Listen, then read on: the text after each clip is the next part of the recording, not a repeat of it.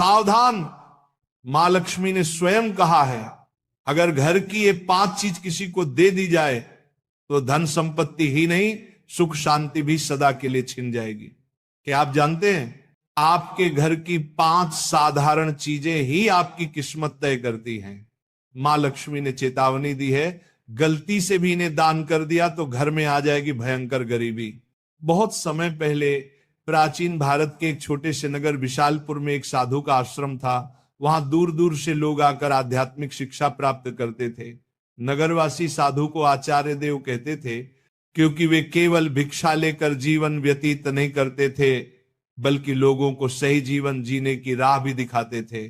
विशालपुर नगर समृद्ध था, लोगों के घर धन धान्य गहनों और रत्नों से भरे रहते थे।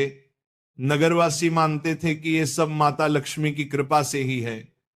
नगर के बीचों बीच माता लक्ष्मी का एक भव्य मंदिर था। रोज शाम को वहां दीपक जलाए जाते, घंटियों की ध्वनि गूंजती और पूरा वातावरण श्री ह्रीं श्री महालक्ष्मी नमः के मंत्रों से पवित्र हो जाता। लेकिन एक परिवार ऐसा भी था जो नगर में सबसे समृद्ध होने के बावजूद धीरे धीरे कंगाल होने की ओर बढ़ रहा था। यह परिवार था वसुदेव जी का। वसुदेव जी नगर के सबसे बड़े व्यापारी थे। उनके पास सोने चांदी के ढेर थे, नौकर चाकर थे और अनाज के कोठार भरे रहते थे। फिर भी कुछ वर्षों के भीतर उनका घर वीरान होने लगा। धन की जगह कर्ज बढ़ने लगा, नौकर छोड़कर जाने लगे और घर में अशांति फैल गई। लोग हैरान थे कि ऐसा क्यों हो रहा है, आखिर माता लक्ष्मी की कृपा एक समृद्ध घर से क्यों उठ गई। वसुदेव जी भी परेशान थे। एक रात वे चिंतित होकर सो रहे थे, तभी उन्हें एक स्वप्न आया। स्वप्न में माता लक्ष्मी प्रकट हुई। उनके मुखमंडल से दिव्य आभा निकल रही थी। 4 हाथों में कमल, शंख, गदा और सोने के सिक्कों की वर्षा करने वाला पात्र था। उनकी मुस्कान शांति और कृपा से भरी थी, लेकिन आंखों में एक कठोर सत्य छिपा था। माता बोली, वसुदेव तुम दुखी क्यों हो? क्या तुम्हें याद नहीं कि धन की रक्षा करना भी एक तपस्या है? तुमने अपने घर की 5 पवित्र वस्तुएं बार बार दूसरों को देकर मेरे निवास को अशुद्ध कर दिया, इसलिए मैं तुम्हारे घर से विदा हो गई। वसुदेव ने हाथ जोड़कर कहा, मां मुझे क्षमा करें, कृपया मुझे बताइए कि वे 5 वस्तुएं कौन सी हैं जिन्हें देने से घर में गरीबी आती है। माता ने कहा, यह रहस्य मैं बताऊंगी, परंतु ध्यान रहे ये केवल तुम्हारे लिए नहीं बल्कि पूरे नगर और संसार के लिए शिक्षा है। 5 वस्तुएं कभी भूलकर भी घर से बाहर नहीं देनी चाहिए, क्योंकि ये वस्तुएं मेरे निवास की जड़ें हैं। इन्हें खोने से घर निर्धन और अपवित्र हो जाता है। इतना कहकर माता अदृश्य हो गईं। वसुदेव घबरा कर उठ गए। उनका शरीर पसीने से तरबतर था।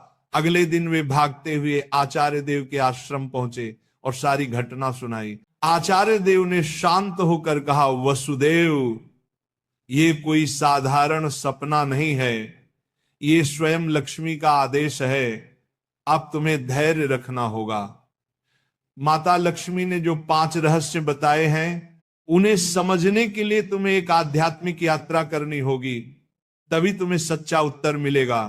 और इस प्रकार यात्रा शुरू हुई।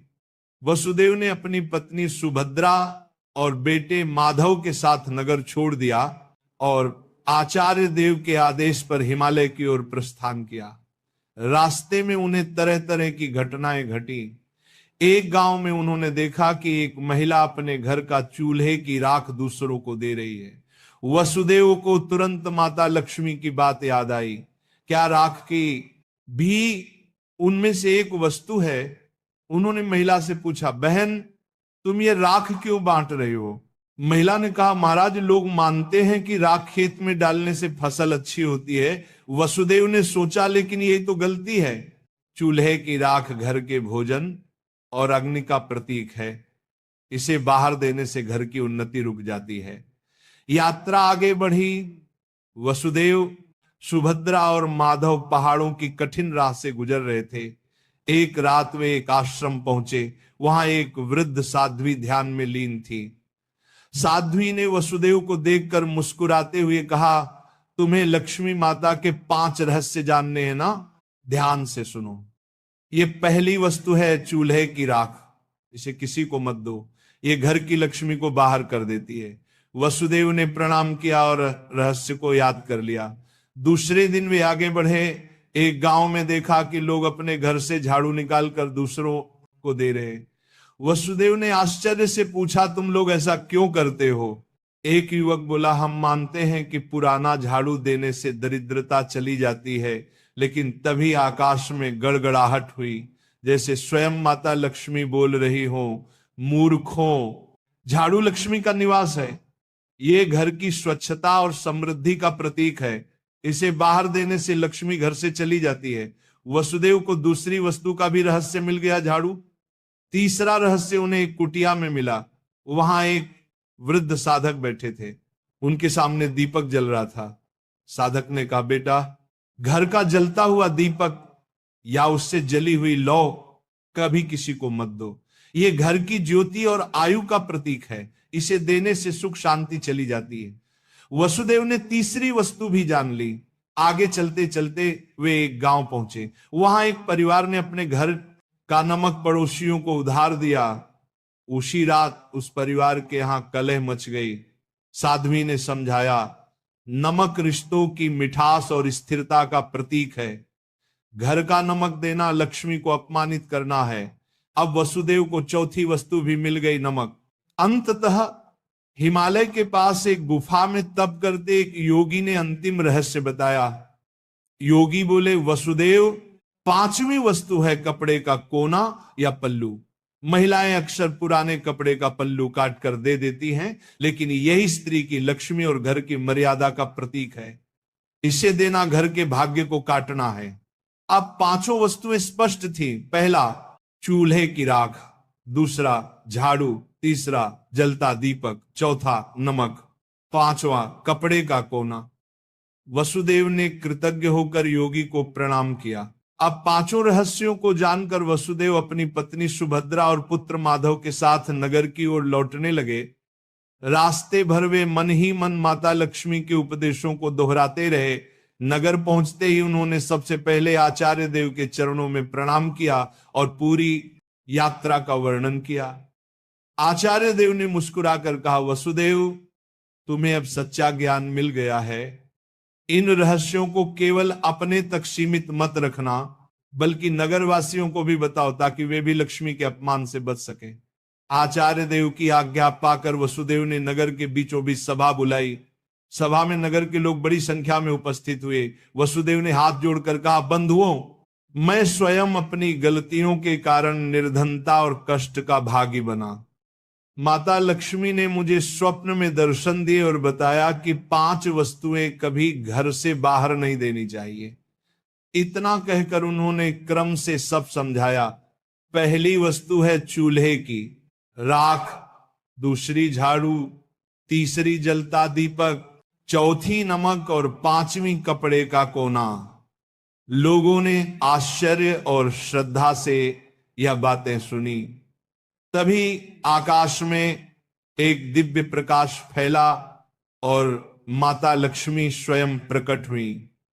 उनके प्रकट होते ही वातावरण में सुगंध फैल गई। मंदिरों की घंटियां अपने आप बज उठी और लोग भाव विभोर होकर उनके चरणों में झुक गए। माता बोली, वसुदेव ने जो कहा वह सत्य है। तुम सब जान लो कि ये 5 वस्तुएं मेरे निवास की जड़ हैं। जो इन्हें बाहर देता है वह अपने ही घर से मुझे विदा करता है।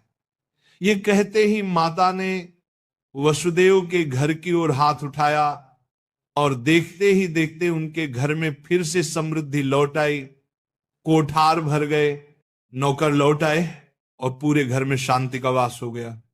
नगर के लोग ये चमत्कार देखकर स्तब्ध रह गए और माता लक्ष्मी के जयकारे करने लगे। नगर में अब यह शिक्षा फैल गई कि कोई भी व्यक्ति घर की 5 वस्तुएं बाहर न दे। लोग अपने घरों में सावधानी रखने लगे। पहले जो लोग अंधविश्वास में पड़कर झाड़ू, राख, नमक या दीपक दूसरों को दे देते थे, उन्होंने ये सब बंद कर दिया। नगर में धीरे धीरे हर घर में समृद्धि लौटने लगी।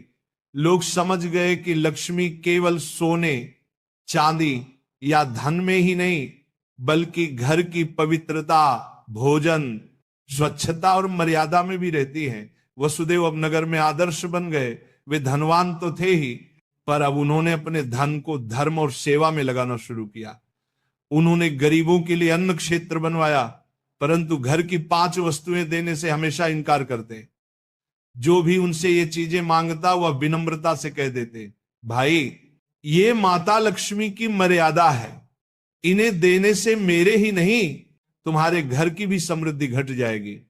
लोगों ने भी इस शिक्षा को हृदय से स्वीकार कर लिया। समय बीतने पर नगर विशालपुर दूर दूर तक प्रसिद्ध हुआ कि वहां न तो कोई निर्धन रहता है और न ही किसी के घर में कलह होती है। ये सब केवल माता लक्ष्मी की शिक्षा का परिणाम था।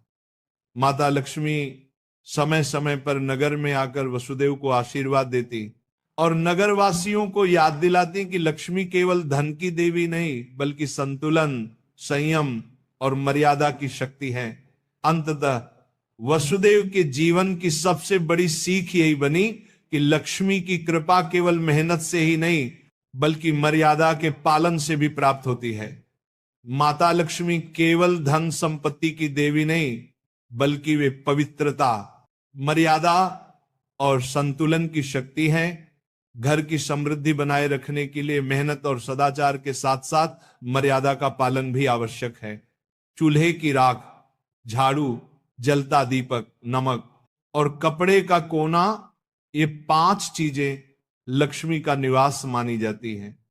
इन्हें घर से बाहर देने का अर्थ है लक्ष्मी को स्वयं विदा करना।